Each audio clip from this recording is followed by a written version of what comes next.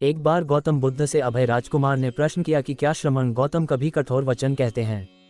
उसने सोच रखा था कि नहीं कहने पर वह बताएगा कि एक बार उन्होंने देवदत्त को नरकगामी कहा था, और यदि हाँ कहे तो उसने पूछा जा सकता है कि जब आप कठोर शब्दों का प्रयोग करने से स्वयं को रोक नहीं पाते, तब दूसरों को ऐसा उपदेश कैसे देते हैं। बुद्ध ने अभय के प्रश्न का आशय जान लिया।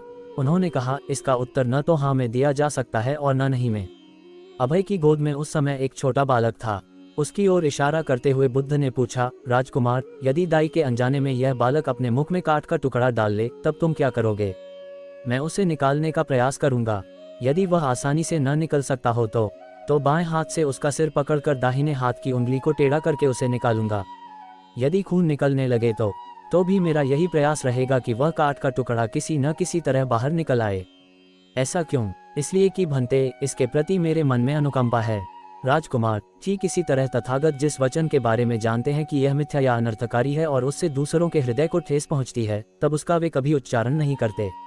पर इसी तरह जो वचन उन्हें सत्य और हितकारी प्रतीत होते हैं तथा दूसरों को प्रिय लगते हैं, उनका वे सदैव उच्चारण करते हैं। इसका कारण यही है कि तथागत के मन में सभी प्राणियों के प्रति अनुकंपा है।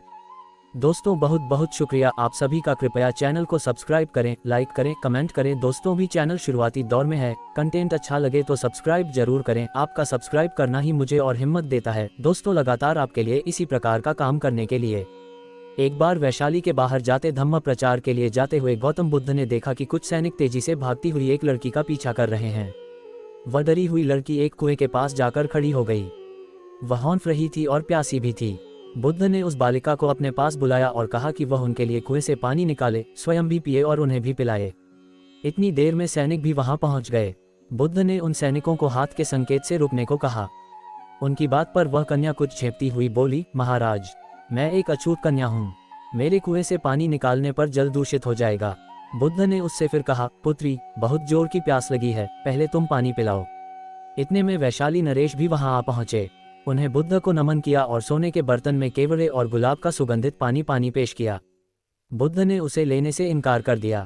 बुद्ध ने एक बार फिर बालिका से अपनी बात कही। इस बार बालिका ने साहस बटोरकर कुएं से पानी निकलकर स्वयं भी पिया और गौतम बुद्ध को भी पिलाया। पानी पीने के बाद बुद्ध ने बालिका से भय का कारण पूछा। कन्या ने बताया, मुझे संयोग से राजा के दरबार में गाने का अवसर मिला था।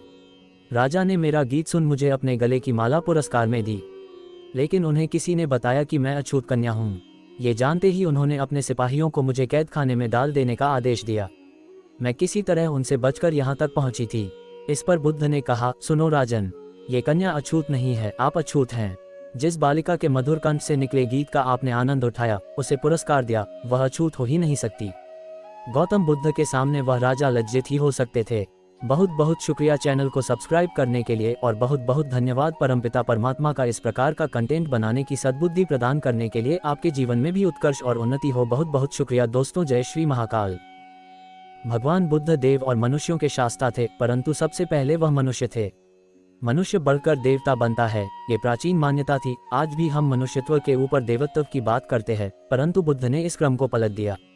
उन्होंने कहा, ये जो मनुष्यता है वही देवताओं का सुगति प्राप्त करना कहलाती है। देवता जब सुगति प्राप्त करता है तब वह मनुष्य बनता है। देवताओं में विलास है, राग, द्वेष, ईर्ष्या और मोह भी वहाँ है।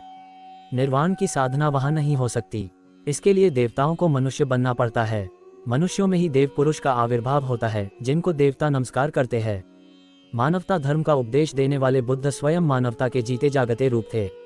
यहाँ उनके जीवन से संबंधित कुछ प्रसंग दिए जाते हैं, जिनसे उनके व्यक्तित्व में बैठी हुई गहरी मानवता का दर्शन होता है।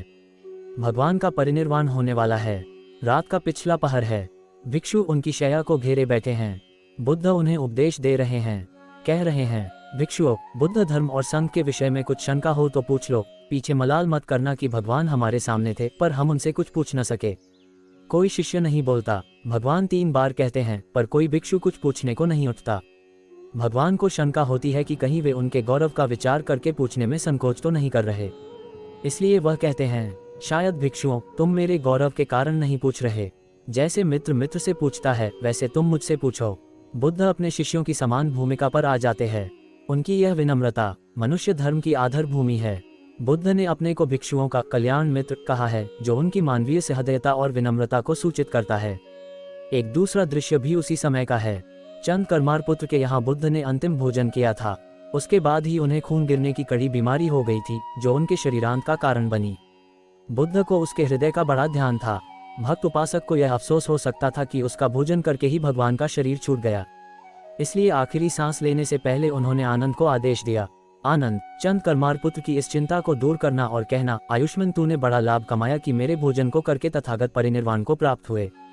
जिसके हृदय में अगाध करुणा थी, वह ऐसा क्यों न कहता।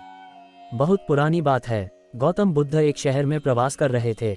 उनके कुछ शिष्य भी उनके साथ थे। उनके शिष्य एक दिन शहर में घूमने निकले तो उस शहर के लोगों ने उन्हें बहुत बुरा भला कहा। शिष्यों को बहुत बुरा लगा और वे वापस लौट गए। गौतम बुद्ध ने जब देखा कि उनके सभी शिष्य बहुत क्रोध में दिख रहे हैं तो उन्होंने पूछा, क्या बात है, आप सभी इतने तनाव में क्यों दिख रहे हैं।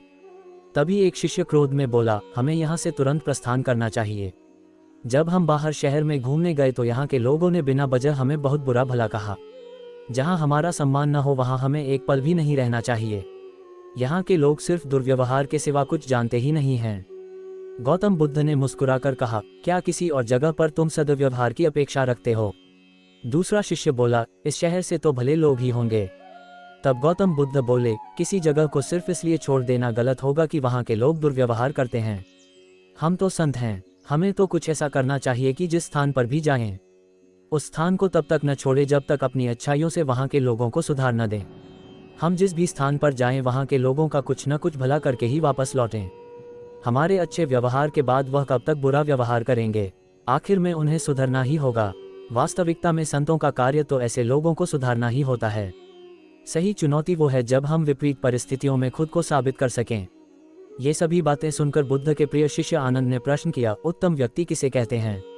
इस पर बुद्ध ने जवाब दिया, जिस प्रकार युद्ध में बढ़ता हुआ हाथी चारों तरफ के तीर सहते हुए भी आगे बढ़ता जाता है, ठीक उसी तरह उत्तम व्यक्ति भी दूसरों के अपशब्दों को सहते हुए अपना कार्य करता रहता है। खुद को वश में करने वाले प्राणी से उत्तम कोई और नहीं हो सकता। गौतम बुद्ध की बात शिष्यों को अच्छी तरह से समझ में आ गई और उन्होंने वहां से जाने का इरादा त्याग दिया।